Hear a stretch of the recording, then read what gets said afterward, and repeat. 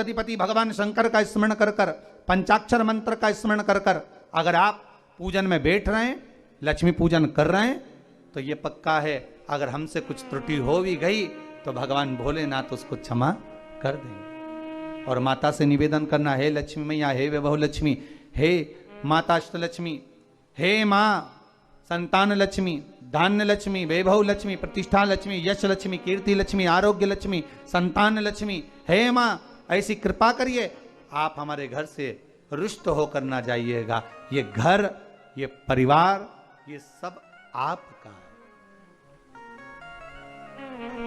सब आपका है, ये किसी दूसरे का नहीं। मां, पूजन करते समय माता लक्ष्मी से जरूर कहें, मां 4 साल हो गए, 2 साल हो गए, ये 2 वर्ष जो ये कोरोना महामारी में गए हैं, ये वर्ष जो बेकार निकल गए हैं, मां हो सकता है आप हमसे रुष्ट हो गई हो, पर आज क्षमा मांगकर अपने घर में आप प्रवेश करिए। मां आइए हमारे घर में, आप पधारिए। मां महाराज, कितना सुंदर संवाद है। एक साहूकार की बेटी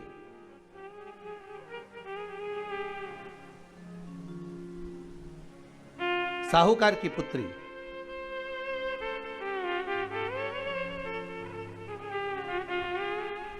पीपल के वृक्ष के नीचे, बेलपत्री के वृक्ष के नीचे, आंवले के वृक्ष के नीचे प्रत्येक अमावस्या को दीप लगाने जाती थी। उसका नियम था।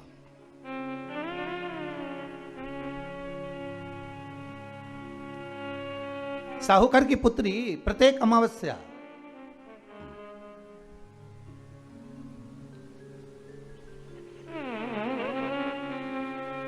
तीन दीप, एक बेलपत्री के नीचे, एक आंवले के नीचे, एक पीपल के नीचे लगाने जाते।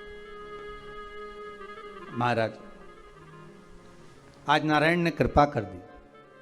और क्या कृपा करी कि आज सरस्वती, पार्वती और लक्ष्मी तीनों इन वृक्षों के नीचे जाकर विराजमान हो गई।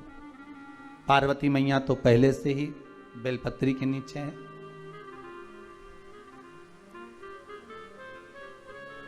स्वयं सरस्वती मैया, लक्ष्मी मैया आंवले और पीपल के नीचे विराजमान हो गई। अब आज तीनों देवियों में बात हो रही है, आज तीनों देवियों में चर्चा हो रही है कि यदि आज अगर कोई दीप लगाने आया और पहला दीप जिसका लगेगा, तो ये पक्का है कि मैं लक्ष्मी उसके घर में प्रवेश करूंगी।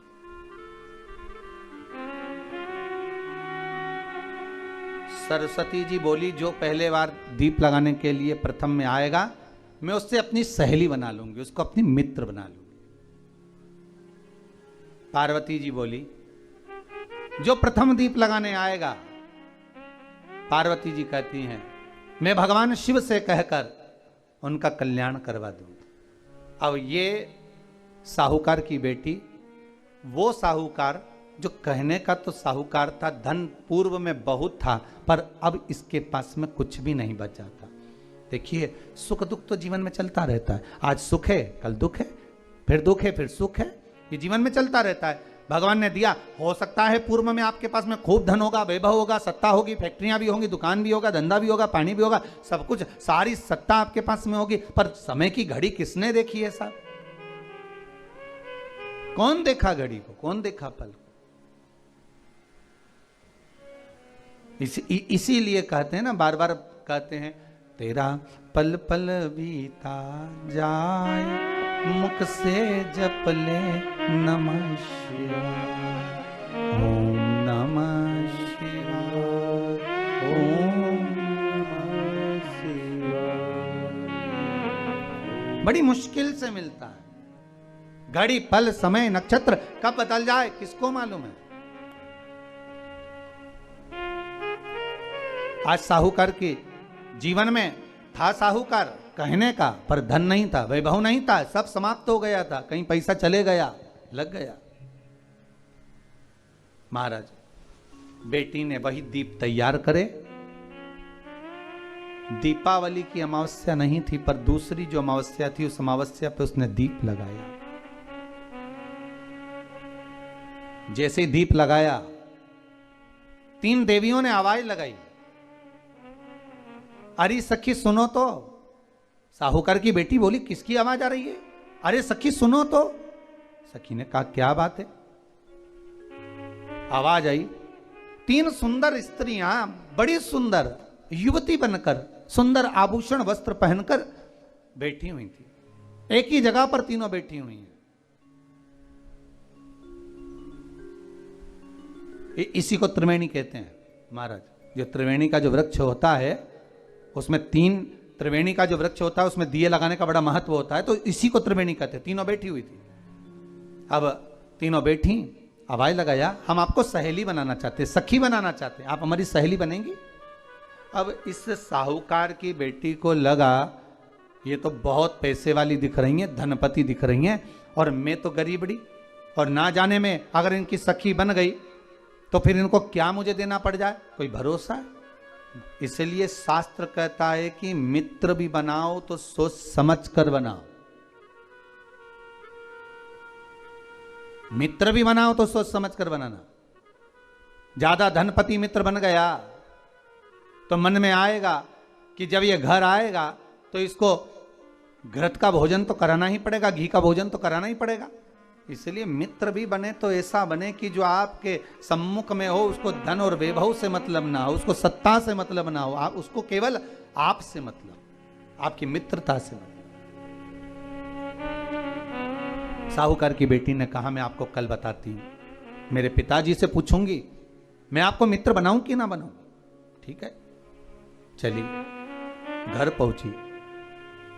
पिताजी, मुझे 3 सखियां मिली हैं, एक सरस्वती है, एक पार्वती है और एक लक्ष्मी है। अच्छा, पीपल, आंवला और बेलपत्र तीनों वहां विराजमान। अच्छा, क्या कह रही हैं? सखी बनाना चाहती हैं। पिताजी ने कहा, बन जाओ सखी, सखी बनने में दिक्कत क्या है, बनो। अब दूसरी अमावस्या पे जब वो गई और जाकर उसने कहा कि मैं आपकी सखी बन सकती हूं, तीनों प्रसन्न हो गई। तो उसमें से एक सखी माता लक्ष्मी ने कहा कि चलो आज तुम हमारे घर चलो, हम तुम्हारा सम्मान करना चाहते हैं। सखी को माता लक्ष्मी अपने घर ले गई।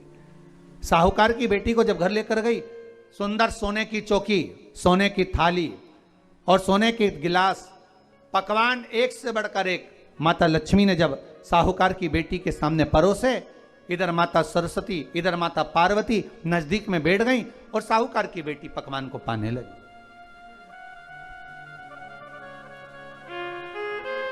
साहूकार की बेटी पकवानों को पा रही है, भोजन ग्रहण कर रही है। अब भोजन करने के बाद साहूकार की बेटी चली गई। अब जाते से ही माता लक्ष्मी जी ने कहा, सुनो सखी, अगली जो अमावस्या आ रही है, आपको मालूम है वो कौन सी अमावस्या है? नहीं। कहा, दीपमालिका, दीपावली की अमावस्या, आपको मालूम है? ओहो, पर एक बात हम आपको कहें। लक्ष्मी जी बोली, एक बात हम आपको कहें। हाँ बोलिए।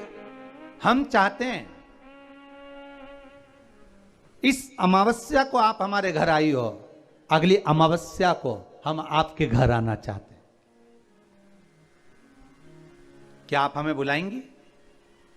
सखी ने कहा, साहूकार की बेटी बोली, अगर आपका मन, पिताजी ने कहा उसमें क्या दिक्कत है, तैयारी करो। तो पिताजी, घर में अपने खाने के लिए तो कुछ नहीं, तो माता लक्ष्मी को क्या खिलाएंगे? कई लोग कहते हैं कि दीपावली पे ना तो हमारे यहाँ घी है, ना हमारे यहाँ तेल है, ना हमारे यहाँ कपास है, ना हमारे यहाँ पर मिठाई बन रही है, ना हमारे यहाँ अच्छे वस्त्र हैं, हम क्या पहने माता लक्ष्मी को रिझाने के लिए? परशु महापुराण की कथा कहती है, अगर आपका भरोसा, आपका विश्वास, आपकी दृढ़ता परमात्मा के चरणों में लगी है तो परमात्मा लक्ष्मी पूजन की व्यवस्था भी वही कर देगा कि लक्ष्मी जी का सम्मान कैसे करना, आदर कैसे करना है। घर में बच्चों का विवाह होता है, टेंशन आपको होता है, परमात्मा पर छोड़ दो, भगवान विवाह कराने वाला होगा, भगवान पाणिग्रहण संस्कार कराएगा, भगवान व्यवस्था करेगा, क्योंकि जन्म उसी ने दिया है तो मृत्यु भी वही देता है, जन्म उसी ने दिया है तो पाणिग्रहण संस्कार भी वही करा देता है। क्यों सोचना? साहूकार ने कहा, बेटी तो इतनी जल्दी हिम्मत हार गई कि तेरे घर में कुछ नहीं है? गाय का गोबर ला, लीपन कर, घर को पोंछ, कचरा उठाकर बाहर फेंकिया। पिताजी घर में तो कचरा भी नहीं है कि जिसका प्रयोग करा जाए। कचरा उठाकर बाहर फेंकिया। चौक पूर, पिताजी चौक पूरने के लिए तो मेरे पास में कुछ है ही नहीं, जो दीवार पर पोत रही है वही मिट्टी को पोत दे, चौक पूर दे। उनके घर गई थी, सोने की चौकी पर सुंदर आनंदमय भाव से बिठाया है मुझे, सुंदर सोने की थाली में भोजन कराया है मुझे, अब मैं क्या दूं? पिताजी कहते हैं, अगर लक्ष्मी आपकी सहेली अगर आ रही है, बड़ी धनपति है, तो व्यवस्था भी वही करेगी। अब लक्ष्मी तो जाने की तैयारी में, सरस्वती उनके साथ जाने की तैयारी में, पर माता पार्वती नहीं गई। माता पार्वती ने कहा, आज मैं नहीं जाऊंगी। क्यों?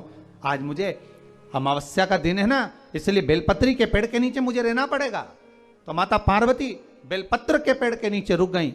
अब ये दोनों जाने के लिए तैयारी करी, लक्ष्मी और सरस्वती जाने लगी, साथ में उन्होंने गणेश जी को ले लिया, रिद्धि सिद्धि को ले लिया और साहूकार के यहाँ जा रही हैं। जैसे ही साहूकार के यहाँ जा रही थी, इतनी देर में माता पार्वती को लगा कि इसके पास में जिमाने के लिए, रखने के लिए कुछ नहीं है। माता पार्वती ने एक चील का रूप लिया और उड़ती हुई एक राजकुमारी के हार को, रतन जड़ित हार को लेकर मां पार्वती गई और साहूकार के घर में उस फेंक दिया।